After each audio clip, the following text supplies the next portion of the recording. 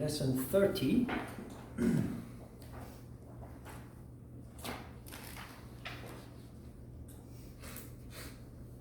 At the beginning of the course, or maybe during the introduction workshop, I mentioned that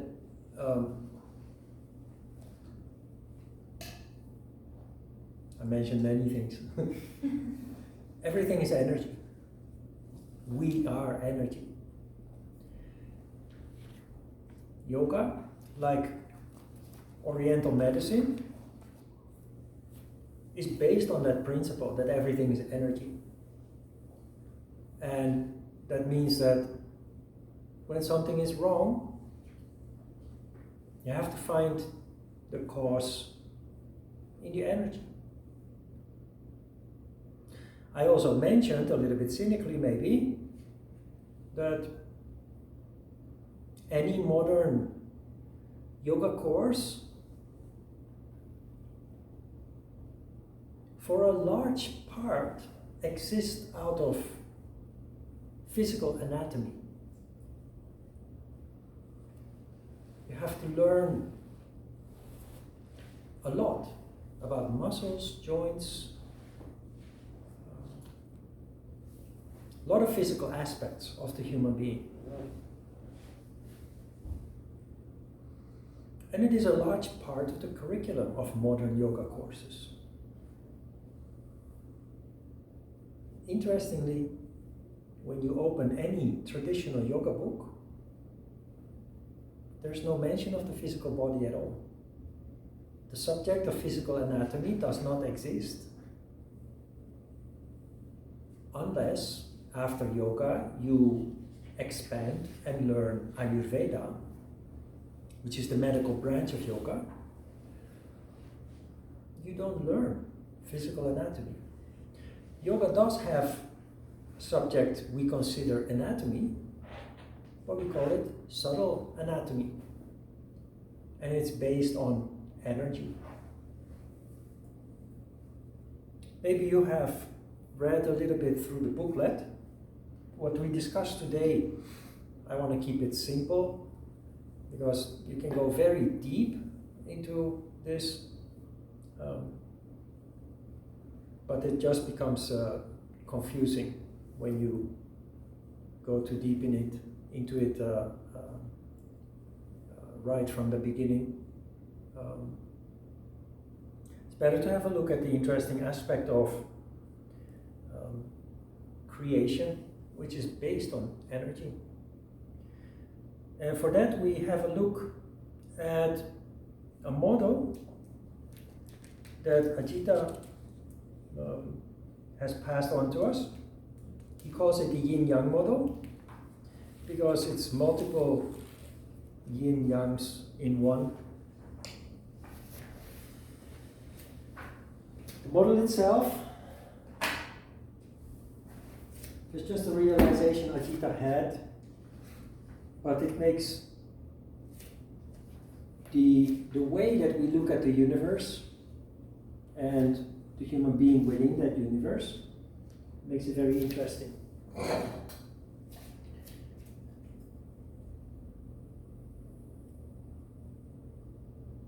In the universe,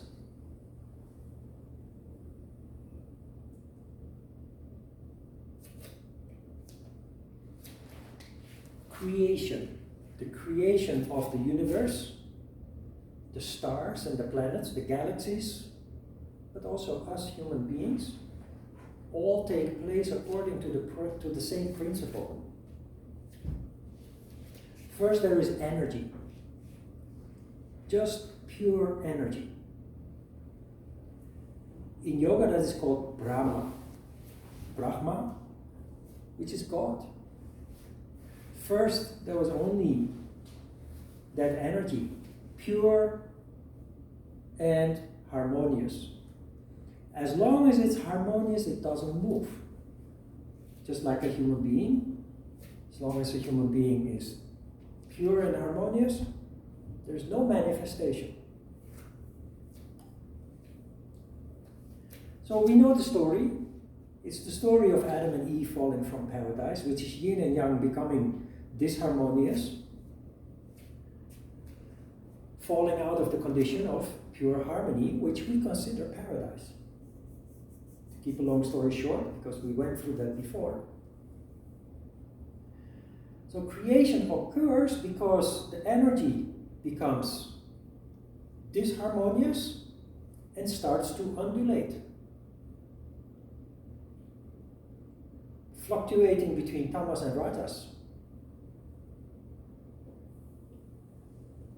Those fluctuations become bigger and bigger.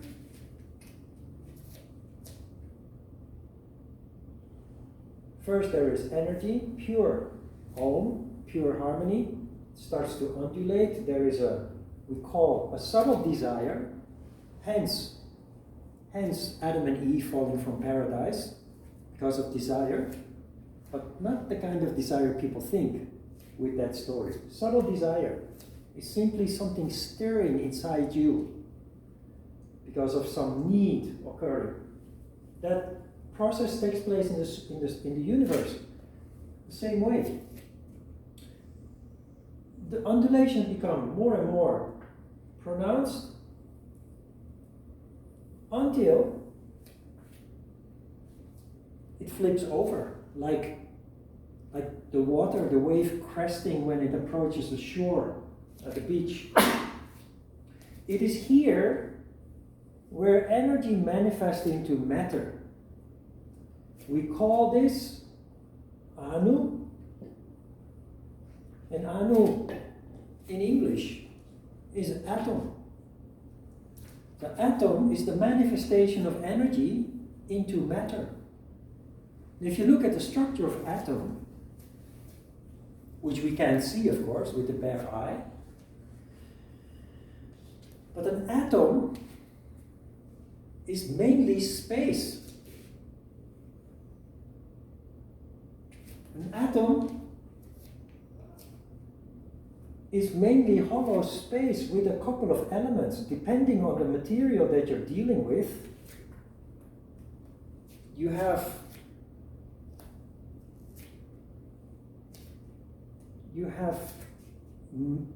matter with how do you call these things? Neutrinos and neutrons and what? Positrons? Anyway, I'm not a scientist and it's not so important, but depending on the complexity of the material, it has a number of those neutrons. But the core and the neutrons in between contains a lot of nothing. So all matter is mainly nothing with only small real matter. And that explains why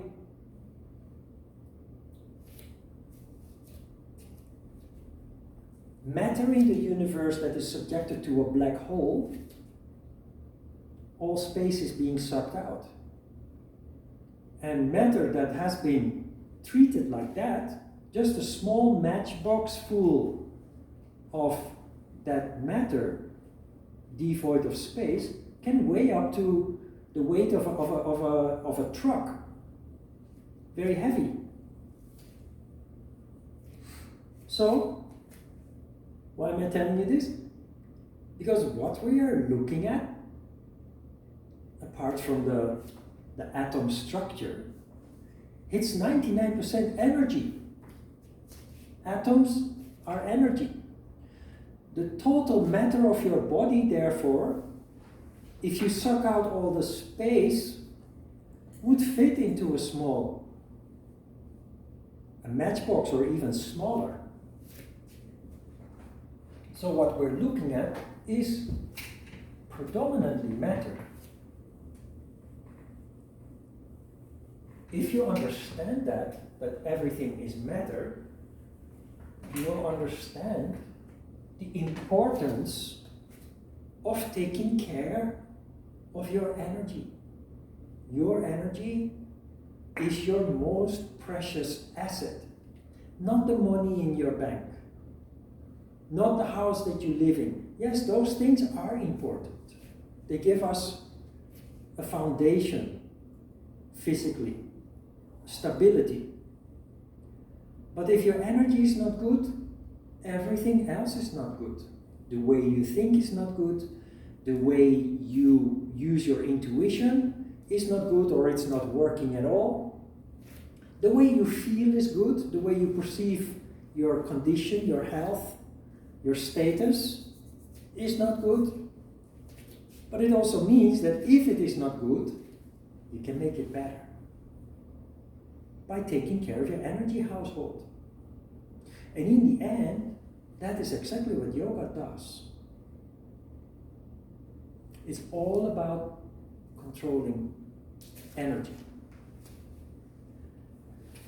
The better you control it, the better the quality of it, the better the quality of you, your functioning, your whole being.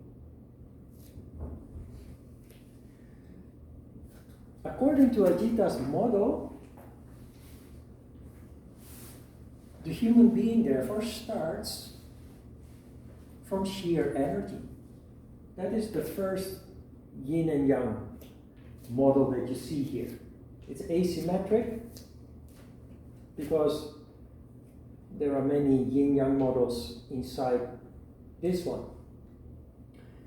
This one is called Purusha.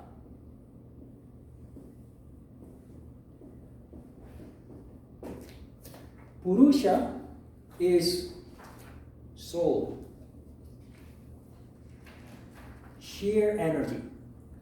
The foundation of each individual is Purusha, sheer energy, which, like the universe, when harmonious, does not manifest into matter.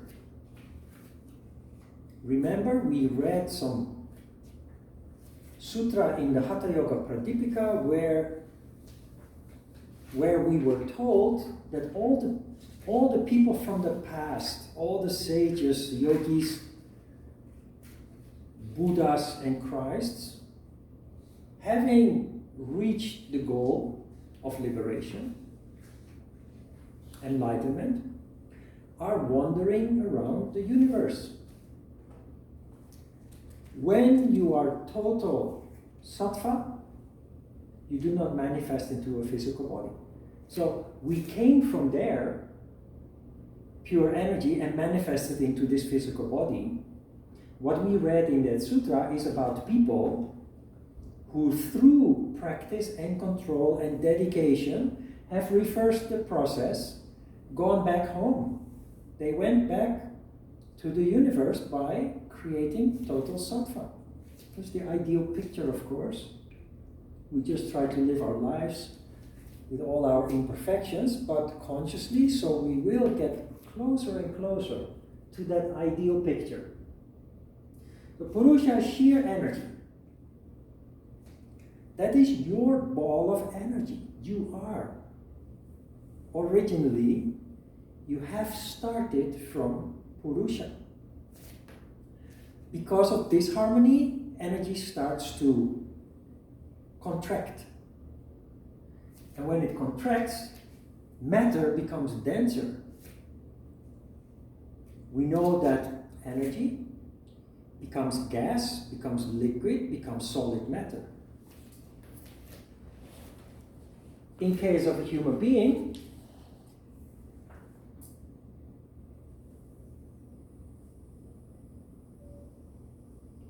we go to the next stage of evolution, and we call that avyakta.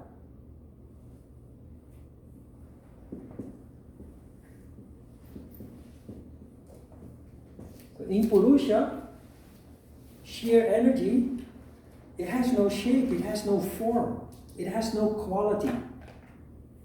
It's just sheer harmony. Condensing, the next stage is called avyakta. The best way to describe avyakta is the unmanifested self. The unmanifested self. Within the unmanifested self,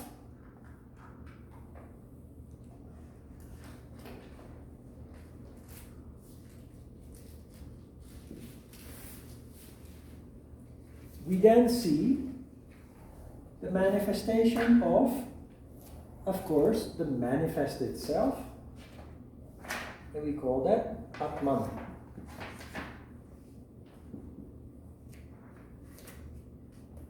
Still no physical matter here. Atman is your personal soul that contains certain characteristics. Purusha is totally void of anything. There's no manifestation, no characteristics, it's sheer sattva. Avyakta is unmanifested Atman, unmanifested self. So it's a little bit vague, Avyakta. I have asked Ajita about it. Ajita told me that he has asked his mentors about it, and he said Avyakta is better not to be explained, because there is no explanation. Unmanifested self is the closest that we can get. Any attempt to explain it more detailed, we will just get lost. Atman, however, that is your soul consciousness. So still no physical matter, but soul consciousness. There your energy is manifesting, containing certain characteristics that are influenced by the karma that you carry with you.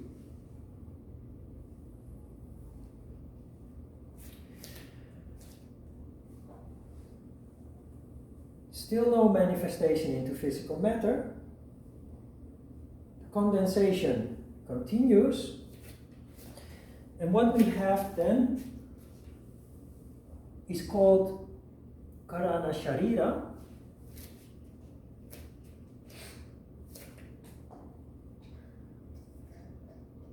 Sharira is a body.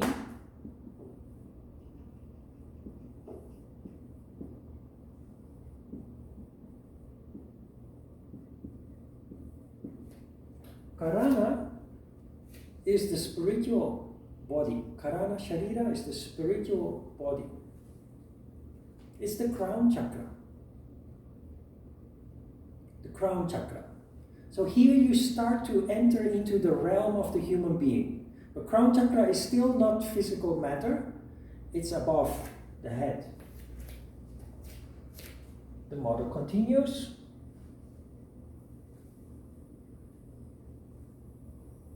Contraction continues, and what follows we call Sukshma Sharira.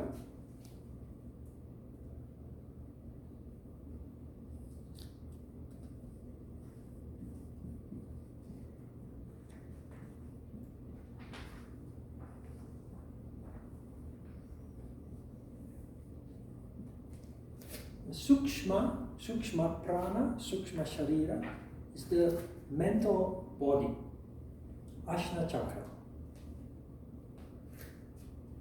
Within Sukshma Sharira, the condensation continues.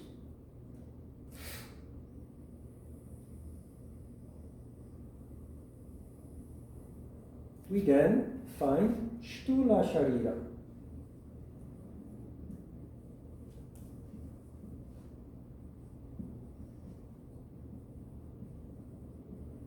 Which is, of course, the physical body. And the physical body exists out of 5 chakras. So, within Sthula Sharira, we have Vishuddhi Chakra, Anahata Chakra, Manipura Chakra, Svadhisthana Chakra,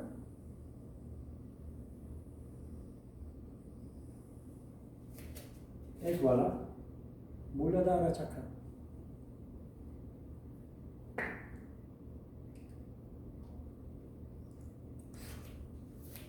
What is the practical value of this? The practical value is the insight that we gain from this. When observing society, we come to the realization that most people, the majority of people, live on a level of consciousness very low, often below the diaphragm, driven by lower emotions and desires. The practical value of this is telling us there is more. And we can tap into that enormous potential that lies above the lower emotions and desires by reversing the natural tendency in the universe for energy to contract. The fact that we have manifested into a physical body shows that we are at the end of that road of manifestation of energy.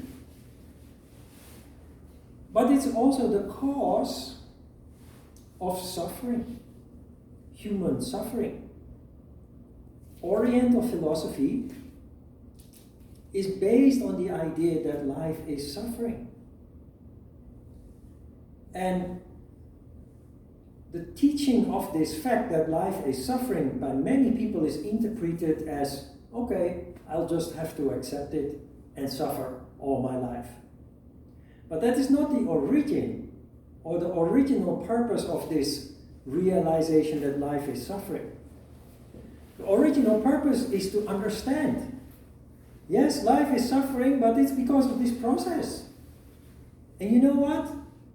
We have good news. We can reverse this process.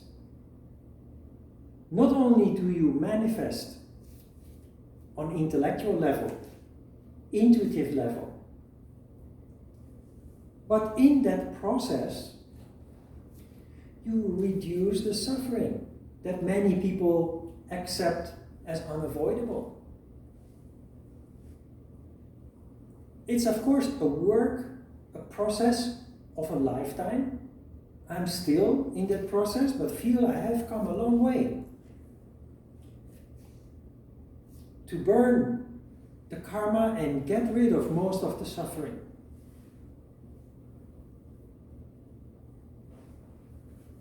So the good news is we can reverse it. I won't call it bad news because actually, you say I'm smiling already. But the bad news is we have to do something for it. We have to work. We have to have discipline to jump on our mat and do our work, our exercises, our meditation. But that is only the superficial part of your yoga practice. Real yoga practice starts in life. No, it starts on the mat, but it extends into daily life. It means with the manifestation of intellect and intuition, insight, vision, wisdom, you start using these qualities to start living life consciously. Start living life consciously, and every day you learn something new. Not on superficial level, like 1 and 1 is 2, but about the essence of yourself and the essence of life.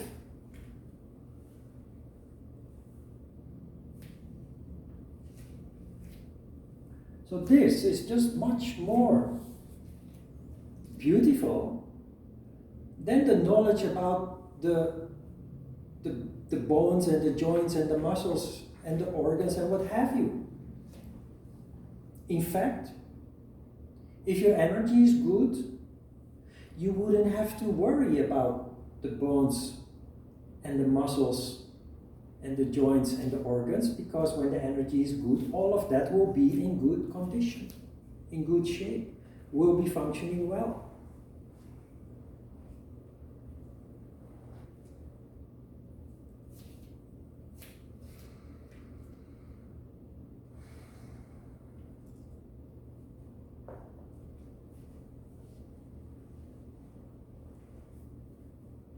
Try more and more to see yourself and life in general from the point of view that is, in the first place, energy. then you will gradually, over time, you will become skillful at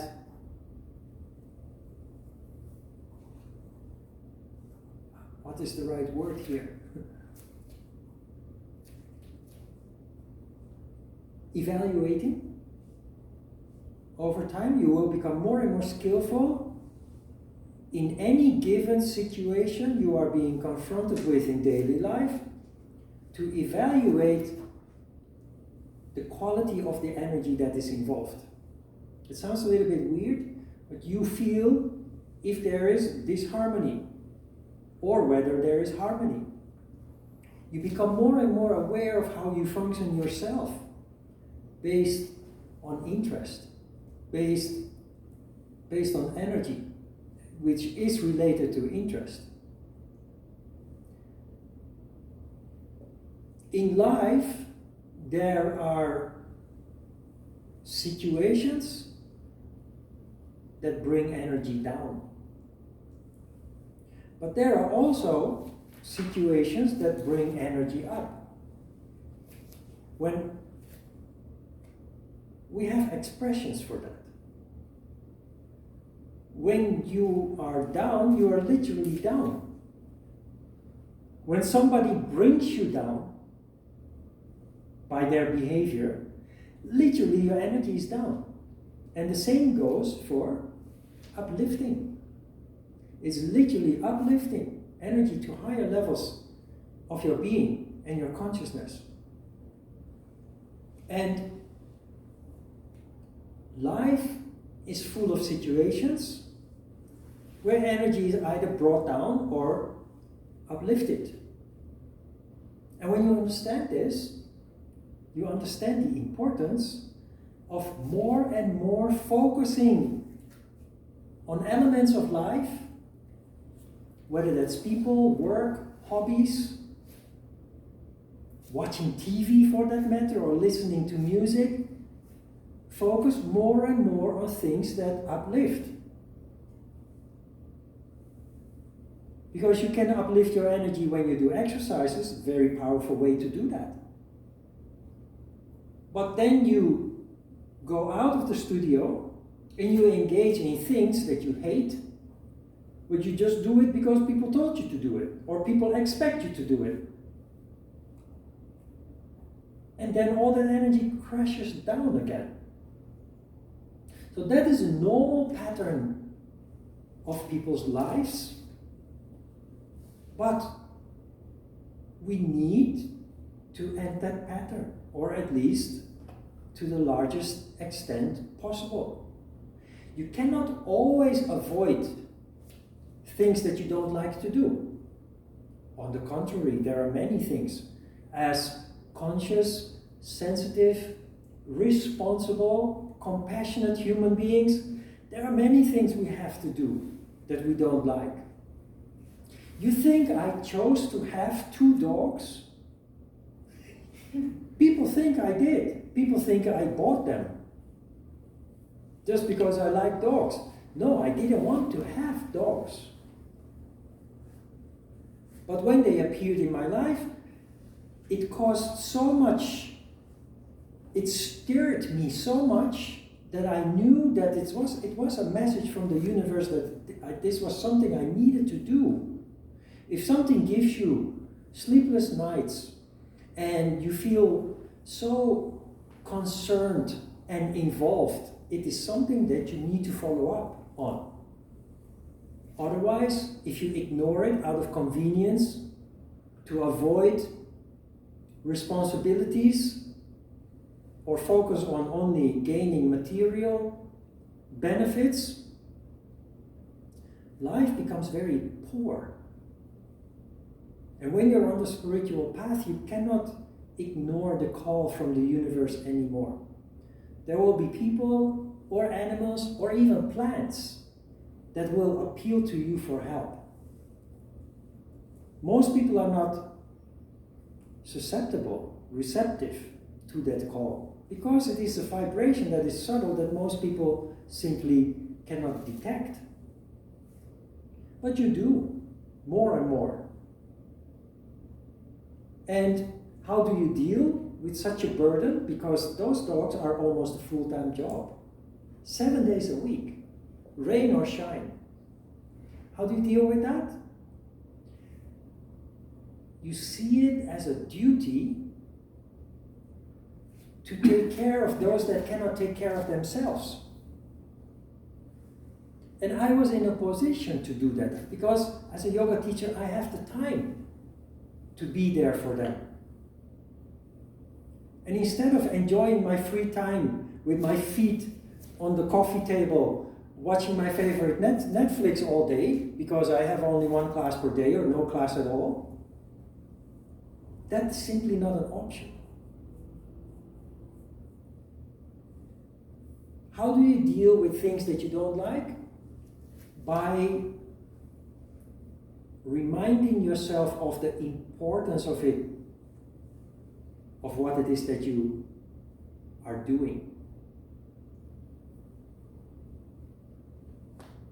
That is how you motivate yourself. That is how you turn a thing that you feel resistance with into something that uplifts you. These dogs, they enriched my life, I think in a positive way instead of in a negative way. At that time, I was in the doldrums. I was in a deep dark hole. I quit teaching yoga and I don't know, I was thinking about possibilities to leave Korea or just give up everything, jump off the bridge, whatever. See? They came into my life. People saw it. People told me, don't, you have no income and you are alone, you have, it's a burden that you have to carry your own. Don't. But I felt exactly the opposite, because those kind of considerations are totally not valid at all.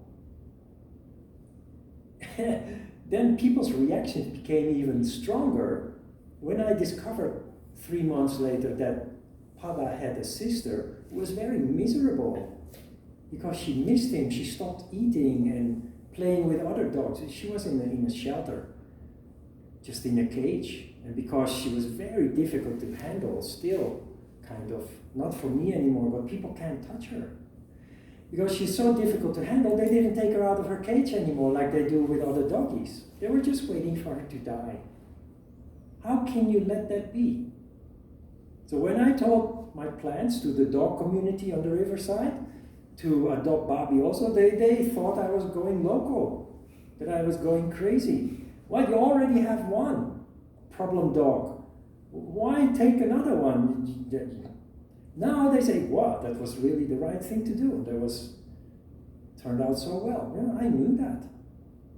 For me, it was a holy duty, let's say it like that. And you know, what are we talking about here? Why am I telling you this story? Follow your feeling. Follow your feeling, not your thought, not your lower desires. If something really touches you, on the surface it may seem like a huge burden, but if something really touches you, you have to explore that. You have to see what it means to you. That is what real spirituality means. Your yoga mat is important. You lay the foundation. You start the transformation where you actually become conscious and more sensitive towards these kind of aspects of subtle life, of energy, of vibrations. But when that foundation has been laid, just only practicing on your mat and sitting on your cushion is not enough. Integrate it into daily life. And daily life will uplift you. What you do on your mat is just a matter of maintenance. In the end, it's much more important what you do in daily life than what you do on your mat.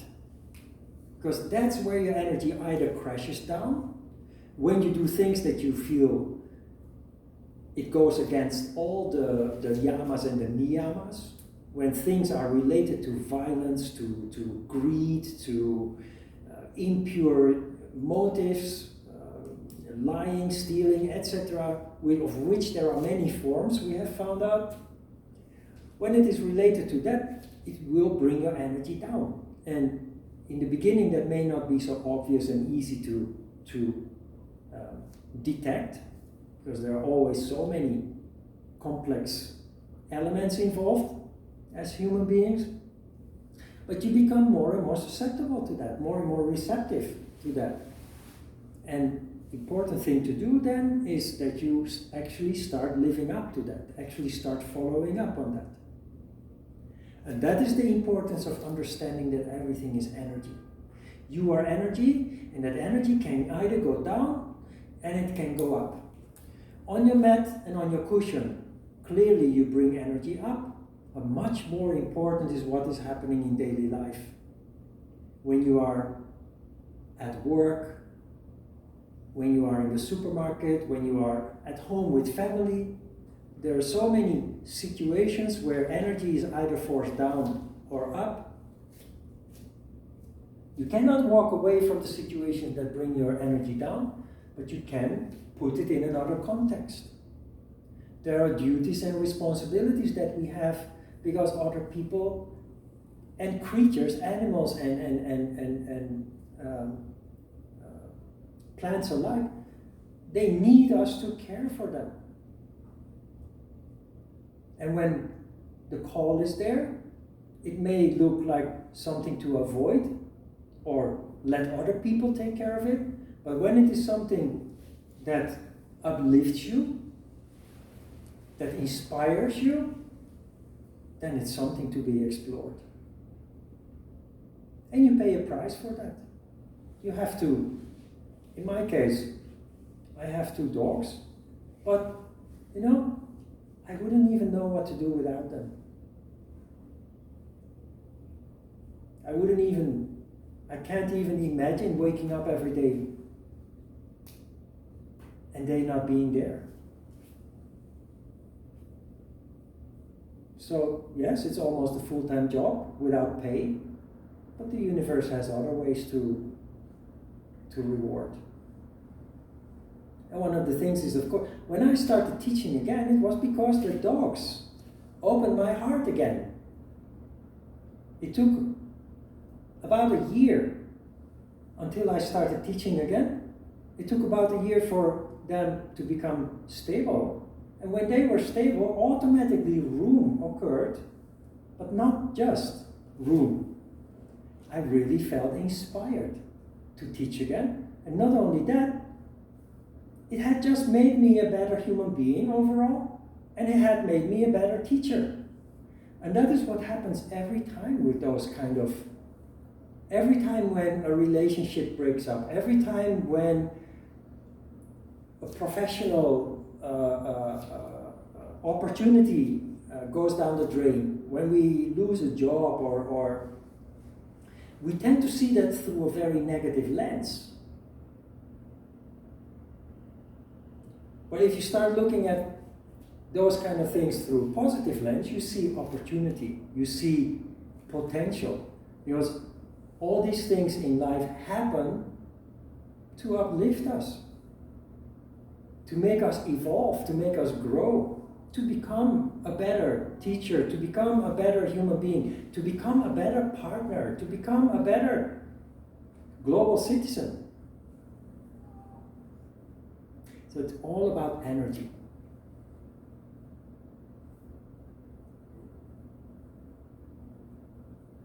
Questions?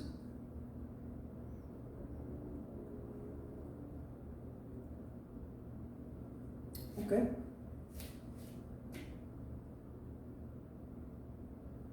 Sometimes I make a mess of this model. I think today I did a pretty good job.